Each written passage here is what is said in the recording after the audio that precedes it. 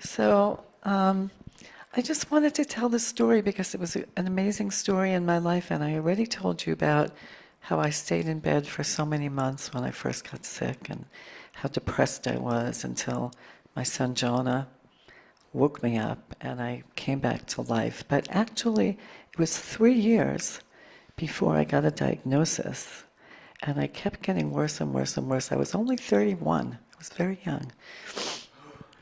And so I, hi. So I traveled all around. He can come on my lap. Okay, good, that's good. And I went to all the best neurology places in the world. I went to the Mayo Clinic and the NIH and Columbia and Yale, and nobody could figure it out. And I just kept getting worse.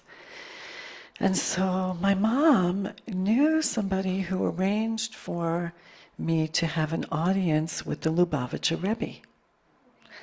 Now, Lubavitcher Rebbe, every Sunday morning at 777, would see people, hundreds of people, and he gave each person $1 and to give to tzedakah, to give to charity.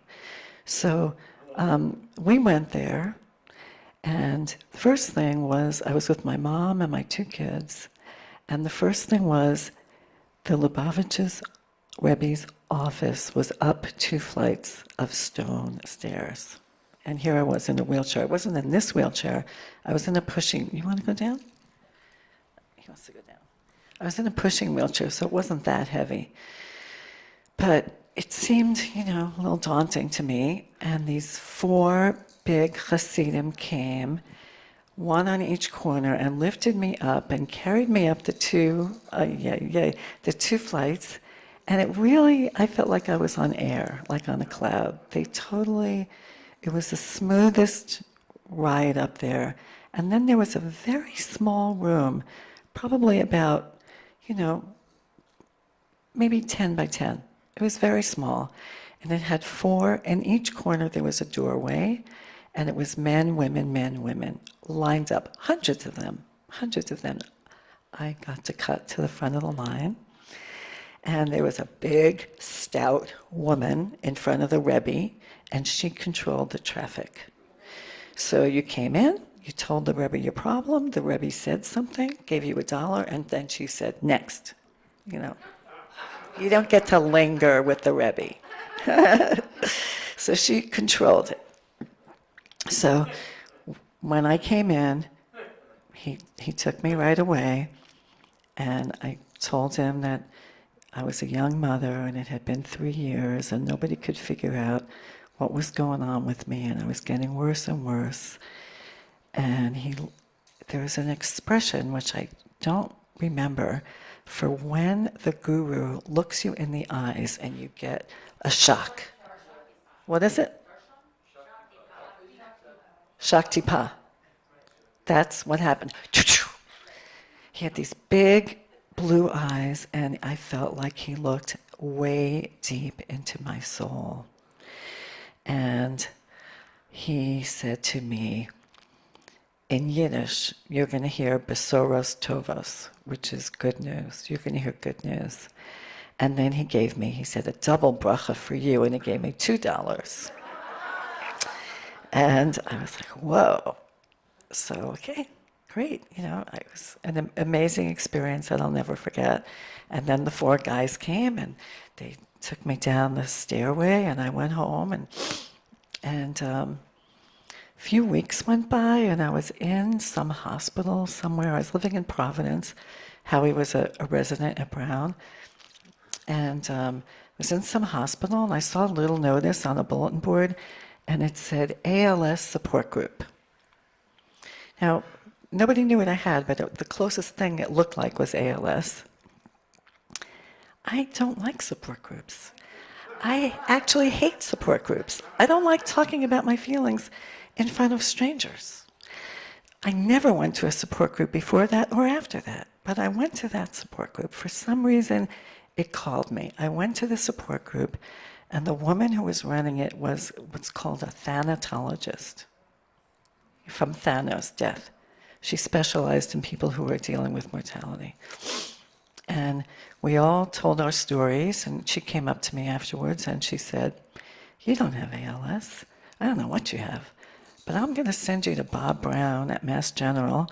He's brilliant. He will figure it out." He figured it out. So he didn't figure it out immediately, but I went to him and he said, "I don't know what you have, but we're going to figure it out. Don't worry." You know, I went to a lot of neurologists, probably 50. And as a whole, I don't know if anybody's related to a neurologist in this room, but they're not really warm, compassionate people. But this Bob Brown, he was the kindest, most compassionate, loving neurologist person I ever met. And so a few weeks went by, and one day he called me and he said, "There's a new disease. I think you have it. The doctor who discovered it is coming from St. Louis. I'd like you to meet him and do some testing before he comes." So I did the testing, which was not very pleasant. And as I was doing it, the technicians are getting all excited. Like, "Oh, look, conduction block, look, conduction block." I had no idea what conduction block was, but conduction block was the hallmark of this disease called multifocal motor neuropathy, which was just then invented by my doctor, Dr. Pestrunk. And you know how in the movies they wheel the patient out and everybody's sitting there and they talk about the patient? They did that. And Dr. Pestrunk, who also was a wonderful, wonderful man, said to me, "I think you have the disease that I just identified, and it's treatable." So I don't know how that happened from the Lubavitcher Rebbe. I believe the Lubavitcher Rebbe had a direct channel. Now, he didn't make, put that thing on the bulletin board, make me see it, go to the support group, find this woman, get to Bob Brown, get to Dr. Pestrunk.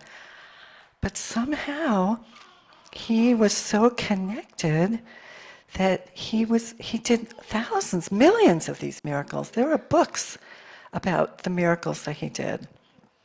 And I was just one of them.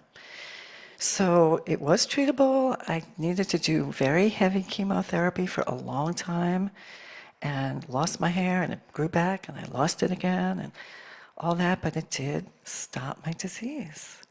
And I went to see him every year up until COVID 2020 when I was no longer able to travel. But I saw him every year and I always brought him a really nice gift. And I felt like I was one of his first that he had identified. And I saw him, I guess, for 30 years, every year while we both were getting older. He was just a few years older than me, and now he's a few years older than me, and he's probably getting ready to retire.